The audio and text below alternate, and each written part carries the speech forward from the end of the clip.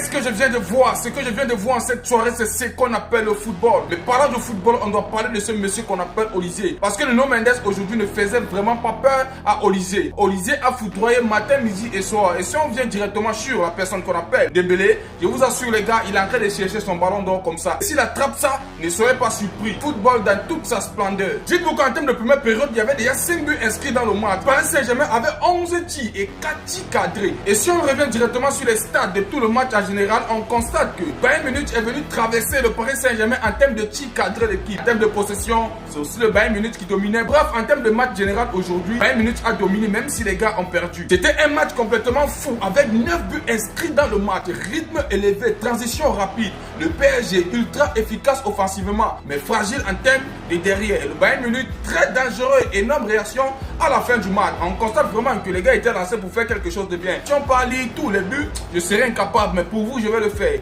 Le match a commencé très rapidement aujourd'hui. Là où le Paris Saint-Germain n'a pas tenté de prendre la possession de balle pour aller faire quelque chose de bien. Et l'équipe qu'on appelle le Bayern Munich aujourd'hui était extrêmement intelligente car ils n'ont pas tenté de créer le premier penalty à la 17e minute par Luis Diaz. Directement, Henry Kane prend et transforme en but. Le Paris Saint-Germain vient répondre à la 24e minute par Kvaratskhelia qui égalise sur une énorme action individuelle. On coupe un gros respect. On pensait peut-être que le Paris Saint-Germain devait s'arrêter là, mais les gars, on a menti. À la 33e minute, directement, Neves donne encore l'avantage au Paris Saint-Germain. Et vu que le Bayern Munich était aussi largement supérieur, Michael Olise vient répondre présent à la 41e minute par un but extrêmement très bien travaillé. Le match a continué de bout en bout. Ousmane Dembélé dit que les gars ne peuvent pas aller comme ça. Mieux, il inscrit le but avant d'aller en première pause. Directement à la 45e minute, Ousmane Dembélé inscrit encore le but par un penalty. Alors, c'était l'avantage. Mais ce que j'ai pu constater en termes de cette première période, c'est que le match était ultra ouvert. Les transitions étaient extrêmement rapides. La défense avait beaucoup de difficultés. Bref, que ce soit les deux côtés, je tiens très bien à préciser. Alors, en termes de temps faible, on constate qu'il y a eu des pertes de balles de deux côtés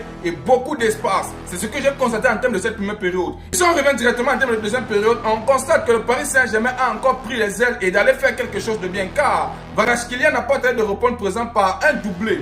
Directement, ça s'inscrit. Même Ousmane Dembélé est venu prouver que c'est lui qui est là. Il inscrit aussi un doublé à la 58e minute. Les gars, 56-58.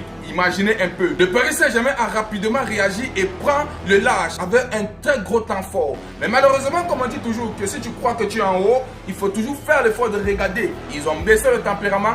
Alors, vous connaissez très bien que quand vous laissez un peu d'espace aux joueurs ou bien à l'équipe qu'on appelle très bien le Bayern Munich, les gars vont revenir répondre présent. Vu que dans ce match aujourd'hui, il n'y avait pas quelqu'un à sous-estimer. À la 65e minute, la personne qu'on appelle Upamecano inscrit le but et réduit le score. Directement, ils sont à 5-3. Alors, à la 68e minute, je peux dire même à la 70e minute,